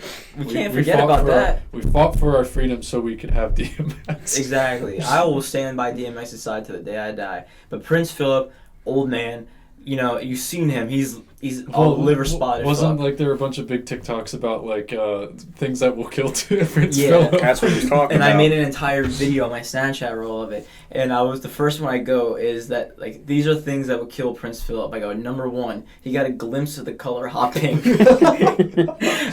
I go, number 2, he walked by an automatic air freshener. And like I'm like in tears making this video. And the one I sent that to him of that he got a glimpse of hot pink, and we were just dying for like 30 seconds straight. Now someone's death isn't funny. It's just like, why does he have to look that old? Like the Queen is like what, 93, Yeah. and she looks good for I could be 93. wrong, it sounds right. It looks No right, I have no idea. but she looks like an old lady. You know, just like a typical old lady. I mean, it's just the fact some people age better than other people. I'm Fantastic. subscribed to an Asian woman on YouTube who's 87, and she does calligraphy in Chinese and Mandarin. That's too much work. Really good at it, and she has like an ASMR type of voice, and I'm not sitting there listening to it, but she responds to comments. I use it to try to get attraction to my own main channel. Really cool, but when you see her, looks like she's like 50. So Some people just age really well, man. yeah, she looks really good for her age. I It's want like I to. started reading the Outliers, and they were saying that there was that small village of, I think it was in Italy, where they had like strong sense of community. You know, everybody's going to the market, everybody's eating dinner together as a family, everybody's drinking a glass of wine a day, and like they weren't stressing about anything because they had strong communal ties. And then their rate of cancer was down. Well, like, I think I saw something about the same thing. There's like, they're immune to like kidney cancer or something. yeah. So like lung cancer or something. This like mini community in like northern Italy. Yeah. They're like immune to lung cancer. People just smoking shit ton. Yeah. And they have Oh my no God. idea why.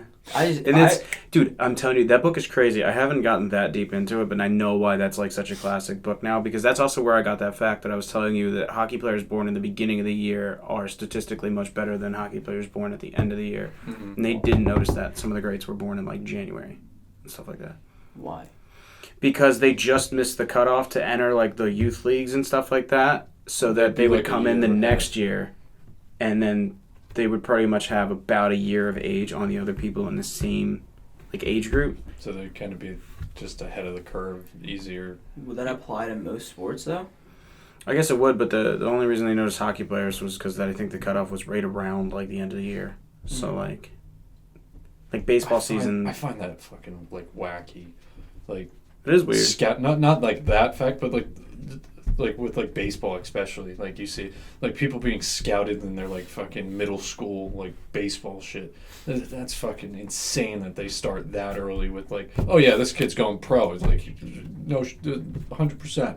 It's like middle school. I don't know what the fuck I was doing. I know a semi-pro boxer who came over here from Guatemala. His English is very broken, but we work at the same Irvin? gym. No, Irvin's a great fighter though. So Oh yeah, he's he fights. For his life when you hand him a peanut butter sandwich. he's I'll do 20. it too.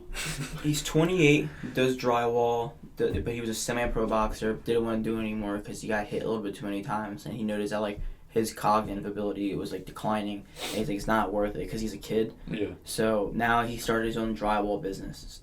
Long story short, he was talking about growing up in school and stuff.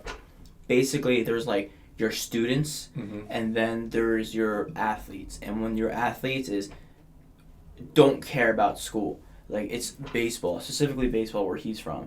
Like you would have a position that you would be like, okay, like you're 5, you're good at catching, you're gonna be a catcher. You can run fast, you're gonna be in the outfield, and then you dedicate to like a position.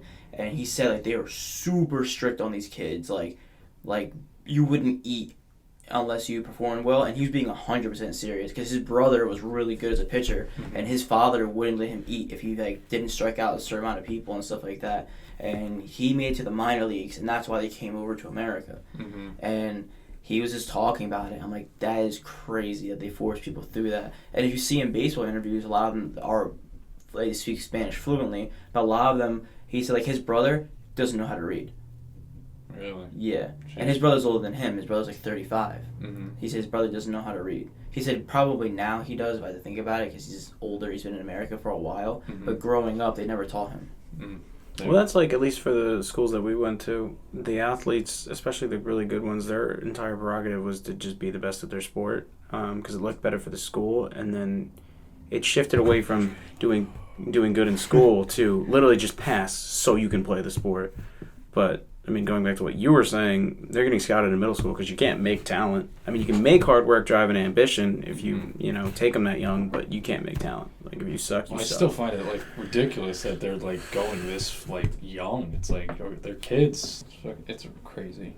I mean, you can control with the kid, like how he works out and how he eats, and I mean, essentially, as long as he passed school enough to play baseball, it's not like he's going to need to be an engineer. He can go play baseball for 10 years and then retire for the rest of his life more than comfortably, luxuriously at that point. Well, the other thing with like athletes is their normal people's pay scales usually increase over time.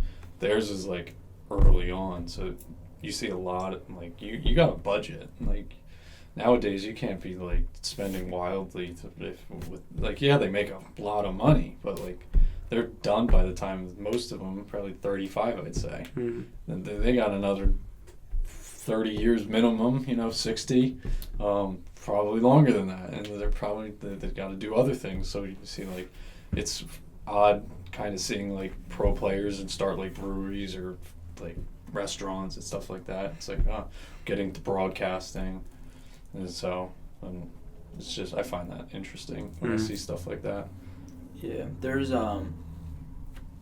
it's weird that it's specifically in fighters, but you see like statistically people who like in areas or countries who are poor or are going through a hardship produce like really good fighters professionally and athletes overall because like it's like we gotta make it out of here. What I wanted to bring up, you know who Francis Ngannou is? Mm-hmm. No. Have you seen the podcast of Joe Rogan? I don't think I saw the one he was on it, no. I just know him for his fighting. The craziest story. Oh, was he the one who was homeless for a while? And I remember seeing something about that on Instagram, actually. Like Bleacher Report or something. No. This is something that, like, how is he still alive type beat. Like, he grew up, don't know the country, but it was somewhere in Africa. And he went to school, worked in, like, the sand mill, where it's, like, where he's at, it's, like, 105 degrees in the day, and at night it's, like, 20. And you take this, like, little, like, bus truck thing, and if you fall off, they don't stop for you, so you're dead in this desert thing. But he's in these sand mines with his family working, so he can afford to try to get out of there. And he has these siblings, and he ends up making friends with people who like afford these rafts. And basically, and this is where like the details get sketchy, but they want to make a raft to go across the ocean to like Morocco, I believe, somewhere around there. And he does it, gets caught. And they brought him back and dropped him off in the middle of the desert. Him and all these people. So he's in these like little inflatable tubes in the ocean trying to get his freedom and make a better life for himself.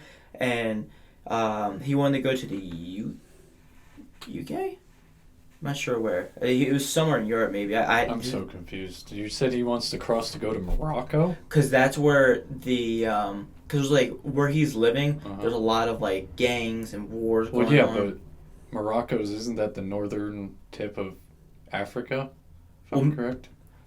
All right, thank So you. is he in Morocco trying to cross the Mediterranean? He's below Morocco. He crosses over there to get on to like the Mediterranean and get into Europe. Mm-hmm. That's like where like freedom's guaranteed. And you Okay. know what it was? Everything's coming back to me. It's either Spain or France. One of them, the Red Cross was offering them freedom basically if they got there. Mm-hmm. So the first time he went there, they caught him, brought him all the way back, dropped him off in the middle of the desert basically to die. He makes it out with everybody, repeats it, gets to Europe, homeless, no money, starts training how to fight, starts getting semi-pro fights, does really well, and now he's in the UFC. And then he still goes back like every year to see his home village, all his people, because like, he goes into sand mills to like basically show the kids working in there like you can get out of here kind of thing. I mean, he's one of like the top tier fighters right now. Yeah, he destroys people. Yeah. There's mangles them. Like you get hit once, like a good hit, you're going night night. I saw a meme today about Aaron Donald. They said something like the film of Aaron Donald, the guy that Aaron Donald punched, released, and I mean it was just a dude dead, like not like an actual human, but it was actually Gary's mod. It was just a player model was dead. So now I have a feeling that Aaron Donald got in a fight with somebody or hit somebody, and I don't actually know for sure, but like that dude is. Have you ever seen Aaron Donald? No. I mean, he plays for the Rams, and he's a superstar because the dude literally will take two people off the line and just shove them back. Like, he is a superhuman. I mean, he's, like, somewhere above 300 Like, pounds with, like, a six-pack. Like, Andre. oh, my God, that dude is a menace. And he fought somebody for real? That's what I think, because I was starting to see posts about it, so I have a feeling something got released that he hit somebody or got in a fight or something, and I mean, if I saw that guy, I don't care if he murdered my entire lineage, I will apologize him that he had to go through the inconvenience of killing my entire lineage. That is how terrifying he is as a human. Yeah, you want a water break? Like, I think let me help you out, but... Dude. Somebody that size, I'm like, I'm being a bitch. I'm coming back with like a brick when he's not looking. It's going, go to sleep. Like, Oh, son. yeah, no. He's just... Like, that's nothing to that man. I'm telling you, literally picks up two other linebackers and will shove them. Alright, while you guys are doing this, I'm looking him up. What's his name? Aaron Donald. He plays for the Rams. But, I mean, he's a menace. First thing that pops up. What has he done? Oh my god! Dude, he's a superhuman. Let me see this. Oh, we're gonna make... Oh, I was gonna type in Aaron Donald shirtless, but it already came up. Jeez. That's what I'm saying. He is a literal Pure Hulk. muscle. Look, is that an 8-pack? He's fucking. So I'm saying, I don't know if it's... 6, but if he dropped 5 pounds, it's an 8-pack. Yeah, dude, Like, he's absolutely- I'm being, like, judgmental for somebody who shouldn't be judgmental. And... No, and then look up his height and weight, because, I mean, it'll tell you since he's a football player. I'm telling you, that dude is... Like, that picture obviously is unreal, but he's, like, way bigger than any human should be. Like, I'm saying somewhere in, like, the probably mid-6 foot range. 6'7", 315 pounds. 6'1", Yeah. 284, Oh. 7% body fat. Could you imagine being 300 pounds with a fucking six-pack? That dude is just muscle. I mean, the amount that he benches is obscene. The point where, like, you just start getting really heavy because This you have dude's so much fast muscle. as fuck. Dude, I'm telling you, he's a superhuman. He ran a 4.640. That's ridiculous. For being that big? And for the record, the fastest at the combine, I believe, was a 4.24. And that's accounting running backs and people who literally their job is speed. Yeah, being small and agile. Yeah. What's his position? He's somewhere on Is it the... O-line? Can't remember if he's O-line or Wherever the D-line. fuck he wants to be. He's defensive No, he's tackle. defensive. Yeah. I was about to say, because I know he sacks quarterbacks like a fucking menace. Dude, screw that. That's what I'm telling you. He literally will pick up two people on the O-line and just shove them out of his way. The dude is literally a freight train with a heartbeat. This isn't an original thought, but Coltrane, baby. it reminds me of, like, basically, you know, like, people store for, like, the end of the world? Yeah. Preppers? Yeah. Doomsday. You better have a big gun. Because I think, who came up with the story? All I need is my 45 ACP. Who's Bill Burr? Because he made a bit about this, how he went to a gun store and he has a shotgun and he goes, has a big spray. That's all the gun shop owner kept telling him. Don't need to aim. Got a big spread. Yeah, and he's like basically telling you, he's like, because like somebody like that comes to your house, all you're doing is collecting shit for them. Because like he came to my door and I didn't have a big gun to like stop this human. He's gonna just pick me up and go, I know. Oh, they'll snap you in half. Are you kidding me? Dude, I'm not doing that. That's what's terrifying, is I know that man is walking the same planet that we are. And I know that I make one wrong move and that man can snap me like it's nothing. Well, go away green. Yeah, just I need to paint myself go away. Jesus Christ. Well, Elton can fly away. He's a literal pilot. Dude runs a 4.6. He's chasing that thing down the runway. But he's gaining on us. We're going 65. those things gain speed pretty quick. Yeah, but if he grabs a hold of it, that thing's coming to a dead halt. That would be interesting. No, but I mean, I've seen what that dude does on the football field, and it's intimidating. I'm not scared of a lot of things, but that man's not bulletproof. Don't get me wrong, but like he's the closest to it. You better have like a automatic gun, because he can at least catch one. Oh yeah, he could definitely eat a bullet. I feel like he could at least one and keep trucking. Just be like and just keep going. Nah, if you give him like an easy one, like a shoulder shot or something like that. No, if you wing him, are you shitting me? He's not even phased by that. No, he's gonna be like, damn, that hurt, and he's gonna keep going. You gotta get like center chest, and he probably can still hit you 4 times before he goes, okay. There's him, and then there's one other retired player for the Steelers that I used to follow on Instagram, and he was the one that was just setting records for shit. Who's the guy who had he was wearing like a tank top penny, and he had abs? And he's a literal monster. I think he's in jail now. I don't know who you're talking about. That could be a lot of people. There's a meme where the guy's standing like this, and he looks like a juggernaut. But he has a crop top on, and he's just shredded. I know who you're talking about. I don't want to say it, because I only know him by one name. Didn't he go to jail? I have no idea who I it only is. know him by one name. Yeah. That is so ominous. I'll tell you afterwards. I can't say it. NFL player in crop top. It's Apparently like, the common You're thing. gonna get Ezekiel Elliott a it's lot. like the fishnet one, right? Yeah. Like the black fishnet. Yeah, the dude is literally I gotta figure out this name. I'm pretty sure he went to jail for something serious, by the way. But don't quote me on it, because if he didn't, this is kind of fucked up. But there was somebody who was built like. Yeah, that does not inspire that name. I know why you didn't say that out loud. You guys but keep talking. I have to clear the air on this. I have no idea. I've only seen memes. So that doesn't inspire me to remember who you're talking about. So that was just completely out of context. I wonder if we look that up. I Google it. was about to say, if I Google that, do you think we'll get his name? Maybe. I know there were like fake Instagram accounts with that. A lot of things came up for that search. But like that guy. Famous bodybuilder Paul DeLay. You're talking about that guy. Yeah. His name's Paul DeLay. That guy. That's who I was thinking of. Oh my god, no, what? That's who I thought you were talking about. This guy! Oh, no. Yeah, he's in college. Yeah, That's but so I'm pretty... Is this Sean Oakman? Yeah. Something I've seen happened highlights to of him. because What caliber do you think that would take down these guys? 50. 50? 50 At least. BMG? You need to be able to blow a limb off to slow him down. Then you should go for like shotgun slot. Oh, so he was facing up to 20 years for like rape cases back in 2016. But I remember this. They found him not guilty of it. And everybody was freaking out about it because they ruined his career for the NFL. Oh, yeah. Oh, I think I remember hearing about that. But, dude, Sean Oakman was a literal monster. Like, he was just standing there menacingly with his crop top on and just flexing. And I was just like... Standing there menacing. I forget the original, like, point of the conversation, but, like, that's, like, a person. We were just talking about superhumans. Yeah, he brought That's a superhuman. That's someone who's, like, I'll eat my vegetables every meal. Well, what about There's superhumans probably on like a completely separate Michael Phelps?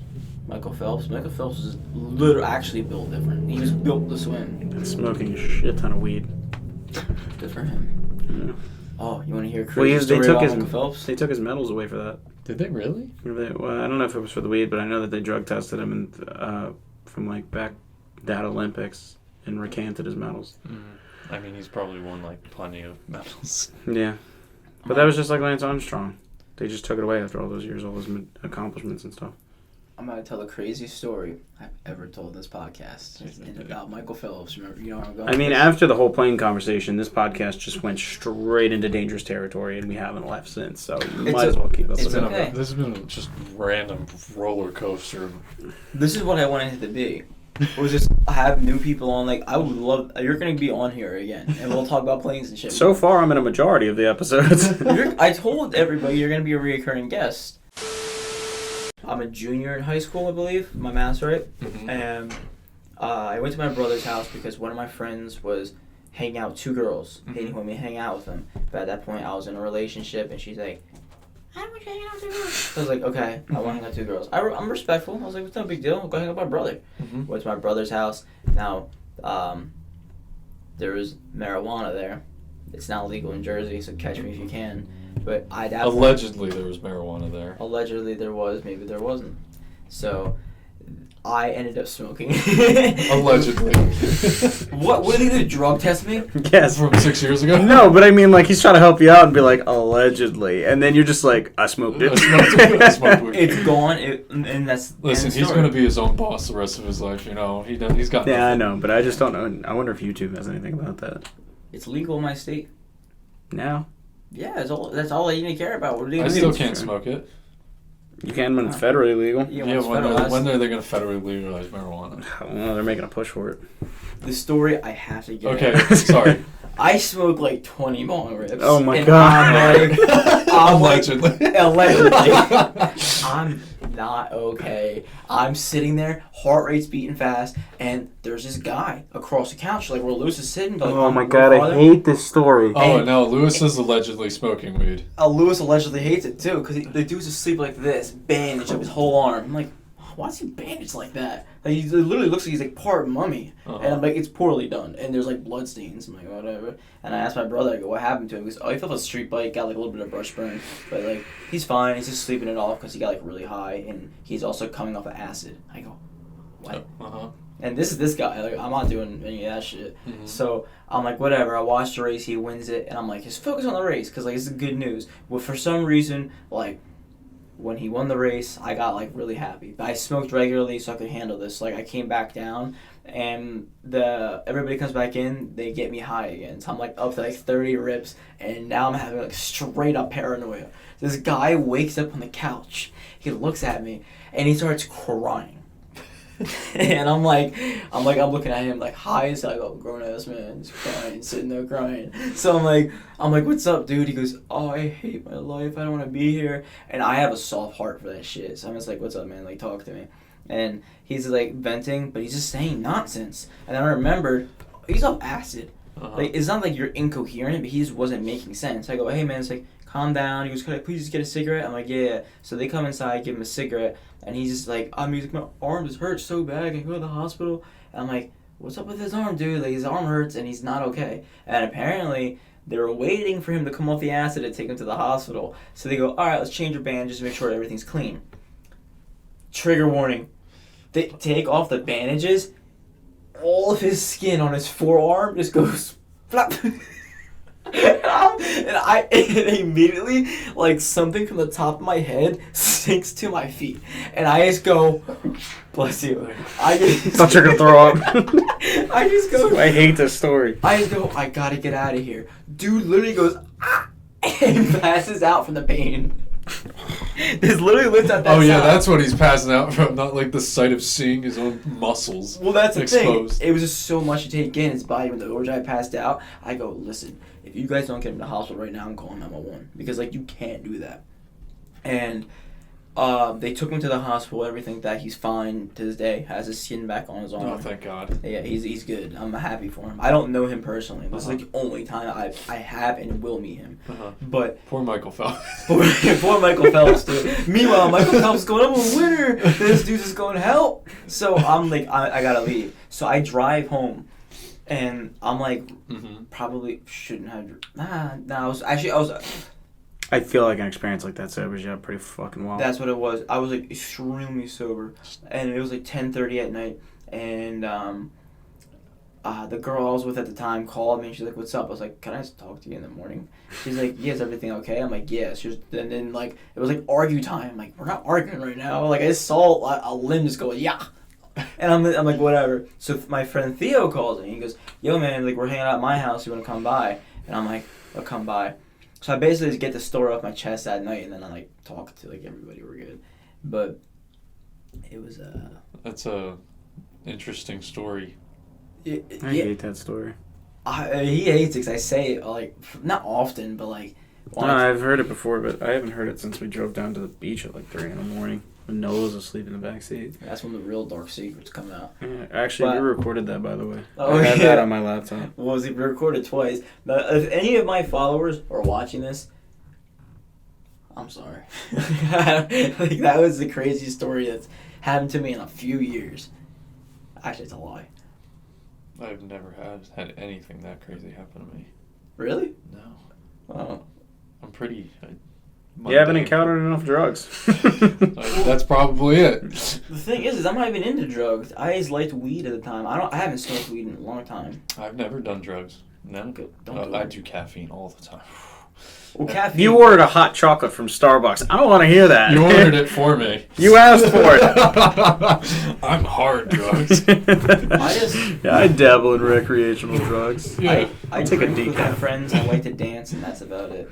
That's all I like to do. Ain't nothing wrong with that. Hey, I don't give a shit if people do drugs. You know, more power to them. Yeah, but that Drugs pop up this nation's economy. Hmm? Probably. Drugs prop up this nation's economy. Oh, Big pharma, big pharma. drug busts. We Are got. you kidding me? We've got 3 major pharmaceuticals out of Trenton: That's wild. Johnson & Johnson, Pfizer, and Merck, all out of Trenton. Actually, it's supposed to be hush hush. They're not. You're not supposed to tell people they're there. Says who? The funny, they're just. It's, I don't know. It's weird. But the funniest thing about that at the airport is, I'm working at the airport, and we have the radio for the frequencies on the radio, and so I'm hearing the stuff going on, and so it's a pretty quiet day, and I hear some random pilot asking tower, it's like, "Hey, who's that big hangar over there?" It's like, "Well, we're not supposed to tell you, but the big blue hangar makes the little blue pill." And that has just stuck with me like forever. Yeah, where's that hangar? It's at the airport. It's the only blue hangar there. So Interesting. And how much money to get in? you probably taxi over there. Probably. I probably shouldn't say, but like airport security is not tight. Really? No. I figured everything that has happened in our like lifetime, like airport security is. I mean, I don't major know. airports, yeah. Yeah. I feel like if someone really wanted to, like they could easily get inside, like easily. We got the sheriff like patrolling all the time, but like they can't be everywhere at once. Like where I work, there's a gate where you could just follow someone in easily. Like people don't pay attention like they should. Like you shouldn't be letting people you don't know into the airport, stuff like that. But like people are generally good, you know. 99% of people don't wish harm upon other people. It's that And we love 1%. them. 1% you gotta worry about. Yeah, they're menaces. Actually brings up a question. What was that restaurant that you were talking about that was on a runway? You're talking about the diner on the Trenton Airport? Was that you that said that? Or Yeah. I thought that was you that said there was a really good restaurant. There is a really good restaurant at Sky Manor Airport, like just north of here, like 30 miles. That's what I thought. I thought that you mentioned it. I want to go to that. The Trenton Airport. It is like nationally renowned, actually. Like Mhm. no joke. Like people fly in from like all over the place to that airport to just eat at that diner. I'm always down for good You got food. me beat then. The restaurant I'm talking about wasn't that good. It was just cool because you're on the runway. I know what was it called? It was like some dumb aircraft theme or airport themed Airport name. I don't know if I consider that a I restaurant. forget exactly, but it was at the Trenton Airport, right? Yeah. That's the one. I went there like a bunch of times when I was little when they still had it. Same. because my dad works at the airport, so it's like just go there. But then like 9/11 shit happened and they closed God it. damn. That's right. Wait, so what's up with this restaurant that's like really nice? Is it expensive? Like, what's No, the attire it's just a here? diner.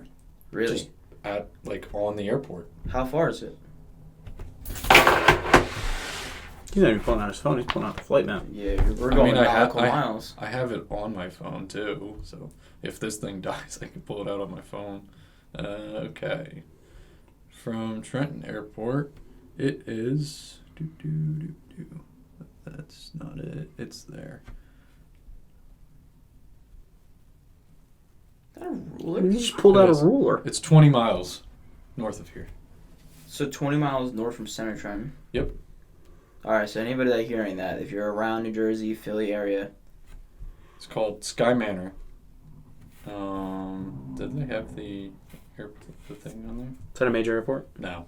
How much would it cost for us to fly there? If it's only 20 miles, it's got to be like dude, 10 that'd minutes. be amazing. We'd It's have to an drive. option. Like I said, we'd have to drive Oh, south. Philly. Yeah, we'd have to drive to Philly. But that's like another 5 miles. So Can't fly there. We could. we could. It's just kind of not necessarily unorthodox. It's 15 minutes. Jesus. The 15-minute flight. Yeah. Dude, the flight's really fast. Flight to AC is 20 minutes. Huh. That was an hour and 40-minute drive. That's one hell of a way to get around town. Let's pull it up Oh, on yeah, it is. Google Maps. See how long it'll be. You guys could talk about whatever while I do this. I'm just trying to think. That's actually really cool. To be honest, I'm getting hungry, so we should probably... Okay, let me answer a live phone call. It's a 40-minute Hello? drive. Hello. All right, fuck you too. Listen, people, if you want to call me during a podcast, I'll answer. But if you're not gonna call, we have problems. You're gonna get people that are going to want to take you up on that. I know. I would look. One of my goals is to have, like what you said about the last time we were here, is people comment things for us to talk about, questions, stuff like that. I would love. Please let us know what you want us to talk about, because we will talk about other things other than plane crashes. Seriously, and I would love to take live callers. Like set up like a. Can we get a time- rotary phone? Yes, I have one. Like the one you have to like. That is a rotary phone. Like Yeah. Blue's Clues? Yeah, there's a phone jack right there. Without that, we can do this. I'm just saying, I can put on my YouTube channel like a little poster update where we can have like voting and like Well, you updates. should like do like a Twitter or like stuff like that. That's actually a good idea. Be like, Maybe hey, Twitter we're account recording for it. this podcast in 20 minutes. Send in fucking Instagram questions. polls. You could Or do that. call like us in